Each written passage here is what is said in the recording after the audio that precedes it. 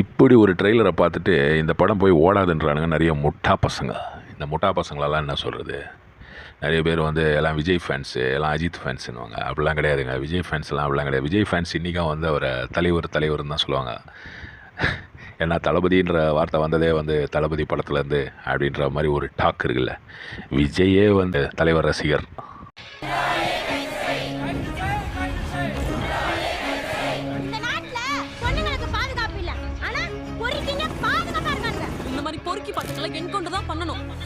பொறுக்கி பசங்களெல்லாம் என்கவுண்டர் குற்றவாளியை உடனே பிடிக்கணும். என்ன வேணாலும் ஆக்ஷன் எடுத்துக்கோங்க.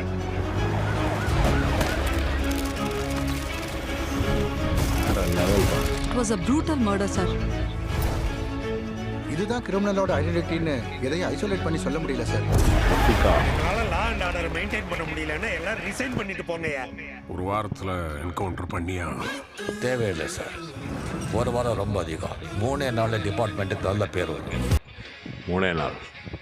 வேட்டையன் படத்துடைய ட்ரெய்லரை பார்த்துட்டு சூப்பரான ஒரு ட்ரெய்லர் அப்படின்னு தான் சொல்லணும். ஏன்னா வந்து ரொம்ப ஓவராக ஹைப் காமிச்சு, ரொம்ப வந்து கதையை ஃபுல்லாக காமிச்சு, நம்ம லியோ படத்துலலாம் பண்ண மாதிரி பண்ணாமல் இந்த படத்தில் பார்த்திங்கன்னா இந்த ட்ரெய்லர் எப்படி காட்டியிருக்காங்கன்னா, அதாவது கதை இருக்குது அப்படின்றத நம்மளை கெஸ் பண்ண வைக்கிறாங்க. ஏன்னா ஒரு பொண்ணு வந்து கொல்லப்படுறாங்க. அந்த இதை பற்றி ஒரு இன்வெஸ்டிகேஷன் வேணும் அப்படின்ட்டு ப்ரோட்டஸ்டெல்லாம் நடக்குது. நிறைய இடத்துல வந்து நிறைய பேர் வந்து இது பண்ணுறாங்க, ப்ரோட்டஸ்ட் பண்ணுறாங்க. அவங்க வந்து ஜஸ்டிஸ் வேணும் அப்படி இப்படின்ட்டு அந்த நிறைய பிளாக்கார்ட்ஸ் எல்லாம் தெரியும். இதில் ஸ்டார்டிங்கில் நம்ம ட்ரெய்லரில் ஹியூமன்ஸ் ஆர் பிகமிங் டெவில் அது இதுட்டு ஜஸ்டிஸ் ஃபார் இந்த மாதிரி பாலியல் வன்கொடுமையில் கொல்லப்பட்ட ஒரு பொண்ணு அப்படி தான் நினைக்கிறேன் கதை. அதுதான் நம்மளை கெஸ் பண்ண வைக்கிறாங்கன்னு நான் சொல்ல காரணம்.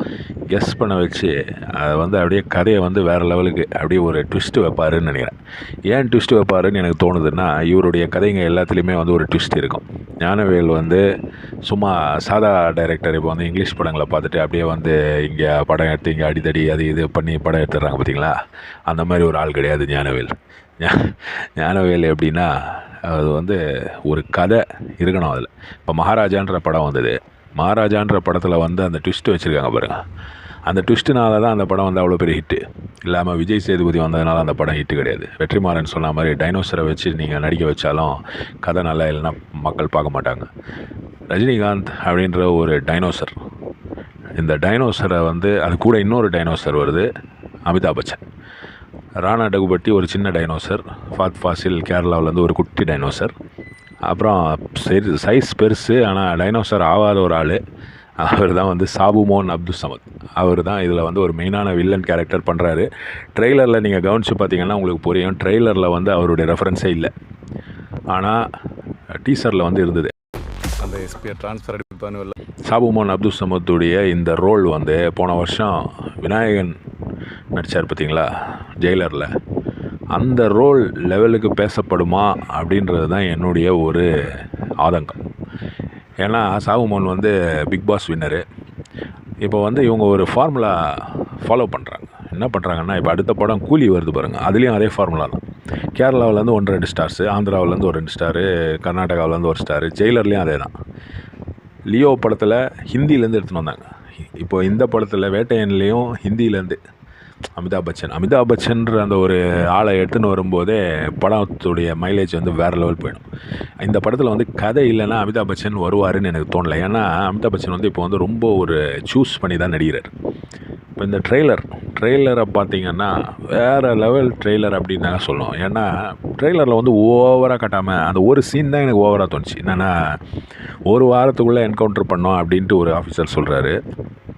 உடனே ஜெயில் திறந்துக்கின்னு ஒரு ஜெயில் கதவை காட்டி அதில் பின்னாடி இருந்து வராரு ரஜினி சார்.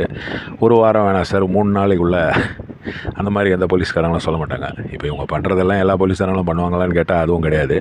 ஓவரான விஷயங்கள்லாம் நிறைய பண்ணுறாங்கல்ல சினிமா, அதை வந்து அப்படி தான் பார்க்கணும். ஆனால் இந்த ட்ரெய்லரில் வந்து ஒன்றுமே ஓவராக காட்டலை அப்படின்றது தான் வந்து ஒரு ஸ்பெஷாலிட்டி. அந்த ப்ரோட்டஸ்ட் காட்டுறாங்க. அதுக்கப்புறம் வந்து அமிதாப் பச்சன் வராரு. அமிதாப் பச்சன் வந்து ஃபுல்லாக இவருக்கு அகெயின்ஸ்டாகவே போகிறாரு. கைது செய் அப்படி தான் ஆரம்பிக்கிறாங்க. அதுக்கப்புறம் வந்து ரஜினி சாருடைய இன்ட்ரோ காட்டுறாங்க. ரஜினி சாருடைய இன்ட்ரோ முடிஞ்ச உடனே ராணா டகுபட்டியும் நம்ம அமிதாப் பச்சனையும் காட்டிடுறாங்க. நடுவில் வந்து மஞ்சு வாரியர் வராங்க. ஆனால் நான் சொன்ன பாருங்கள், அந்த சாபு மோன் அப்துல் சமாதை காட்டவே இல்லை. ஃபாத் ஃபாசில் ஏதோ ஒரு குட்டி திருட மாதிரி, சின்ன ஒரு திருட. ஆனால் அவர் வந்து கொஞ்சம் டெக்னிக்கலான ஏதோ வேலைலாம் பண்ணுறாரு. ஏதோ ஒரு இதெல்லாம் போட்டுன்னு இருக்காருல்ல, ஒரு விஆர் அதெல்லாம் போட்டு ஏதோ பண்ணுறாருன்னு வைங்க. அவருடைய கேரக்டருடைய பேர் தாங்க தேட்டரே அதிர போகிற 2-3 நிமிஷங்கள் இப்போவே எனக்கு நான் கெஸ் பண்ணுறேன். என்னென்னா, ஒன்று வந்து இவர் ஜெயிலர்.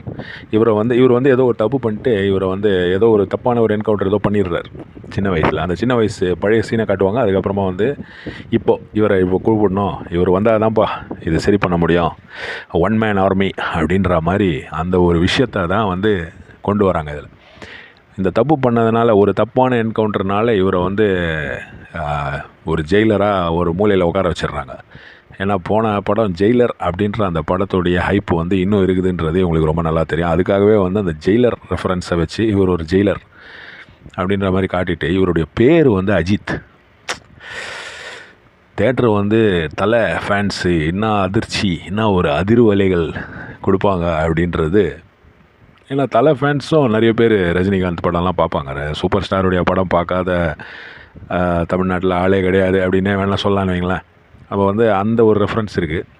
அதுக்கப்புறம் இவர் அமிதாப் பச்சன் சொல்கிற dialogue, justice delayed is justice denied அப்படின்றாரு. ஜஸ்டிஸ் டிலேடு வந்து ஜஸ்டிஸ் டினைடு மாதிரி தான். ஏன்னா வந்து ரொம்ப தாமதமாக கிடச்சா நீதின்றது வேஸ்ட்.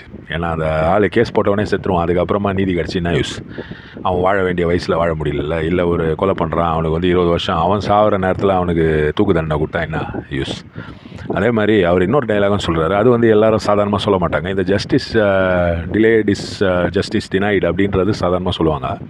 அவர் இன்னொரு விஷயம் என்ன சொல்கிறாருன்னா, justice hurried is justice buried அப்படின்றாரு. அவர் பெரீட் அப்படின்றாரு. பெரீட் அப்படின்றது வந்து பரீட், BURIED, புதைக்கப்பட்டது, அவசரமாக கொடுக்கப்படுற ஒரு ஜஸ்டிஸ், அதாவது நீதி அப்படின்றது வந்து ஒரு புதைக்கப்பட்ட நீதிக்கு சமம் அப்படின்ற மாதிரி. அதில் 2-3 அர்த்தம் இருக்குது. ஒன்று வந்து நீதியை, உண்மையான நீதியை புதைச்சிட்டு அவசரமாக ஒரு நீதி கொடுத்துட்டாங்க. அப்போ அந்த உண்மையான விஷயம் வந்து வெளியே வரல அப்படின்ற மாதிரி, தப்பான ஒரு இது பண்ணிட்டாங்க, செயல் பண்ணிட்டாங்க அப்படின்ற மாதிரி. இந்த மாதிரி அதில் பல அர்த்தங்கள்.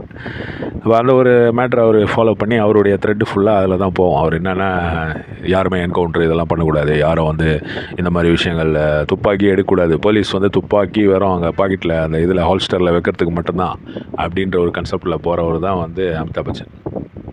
அவர் ஜட்ஜி போல் இருக்குது, ஜஸ்டிஸ். அவர் ஏதோ ஒரு விசாரணை கமிஷனில் வந்து இது பண்ணுறாரு. இங்கே நிறைய என்கவுண்டர் இதெல்லாம் பண்ணிட்டாங்க அப்படின்றதுனால. ஆனாலும் இவர் ரஜினி சார் கிளைமேக்ஸ் பக்கத்தில் சொல்கிறது என்னென்னா, அவனை வந்து உங்களால் காப்பாற்ற முடியாது அப்படின்றாரு. ட்ரெய்லருடைய கிளைமேக்ஸில் உண்மையிலேயே கிளைமேக்ஸில் அதுதான் வருமானட்டு எனக்கு ஒரு டவுட் இருக்குது. ஏன்னா ராணா டகுபட்டி தான் இதில் வில்லனாக இருப்பாரா, மெயின் வில்லன். அதுக்கு ஏன்னா அவருக்கு நிறைய அசோசியேட்ஸ், நிறைய 2000 அட்வொகேட்டுக்கிட்டே இருக்காங்க, ஏதோ கதைலாம் சொல்கிறாங்கல்ல. அந்த மாதிரி இதில் வந்து ஒரு கதை, ஒரு கரு வந்து இந்த படத்தில் ஒளிஞ்சிருக்கு. இந்த படம் வந்து ஜஸ்ட் ஒரு மாஸ் மசாலா, ஒரு சூப்பர் ஸ்டார் படமாக இல்லாமல், இந்த படம் வந்து ஒரு கதை இருக்கிறதுனால இந்த படம் வந்து வேறு லெவல் போயிடும். ஒரு 1500 கோடியெல்லாம் 2000 கோடியெல்லாம் சும்மா அதெல்லாம் வராது.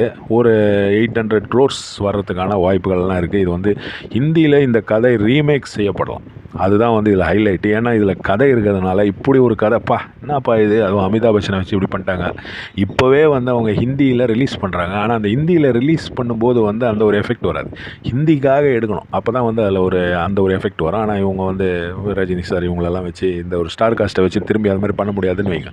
அதனால் இப்போ அப்படியே வந்து டப்பிங் அப்படியே பண்ணி அப்படியே ரிலீஸ் பண்ணிடுவாங்க. ஆனால் அது வந்து இந்திய ஆடியன்ஸுக்கு அவ்வளோ போய் சேராது. ஆனாலும் அமிதாப் பச்சன்ற மாதிரி ஒரு ஆள் இருக்கிறதுனாலையும், ரஜினிகாந்த்ன்றவர் வந்து ஹிந்தியில் தெரிஞ்சவர் தான், எல்லாருக்கும் தெரிஞ்சது தான். அதனால் படம் வந்து ஒரு 1000 crores போகிறதுக்கான வாய்ப்பு இருக்குது. ஒரு 800 900 அப்படி தட்டிட்டு வர்றதுக்கான வாய்ப்பு இருக்குது. பார்க்கலாம். All the best to Vettaiyan. அதே மாதிரி அந்த பாட்டு வந்து வேறு லெவலில் அனிருத் வந்து இந்த ட்ரெய்லருடைய மியூசிக்கும் அனிருத் வந்து வேறு லெவலில் பண்ணி வச்சுருக்கு. All the best to Vettaiyan. இதுதான் கிரிமினலோட ஐடென்டிட்டின்னு எதையும் ஐசோலேட் பண்ணி சொல்ல முடியல சார். எங்களால் லா அண்ட் ஆர்டர் மெயின்டைன் பண்ண முடியலன்னா எல்லாரும் ரிசைன் பண்ணிட்டு போங்கயா.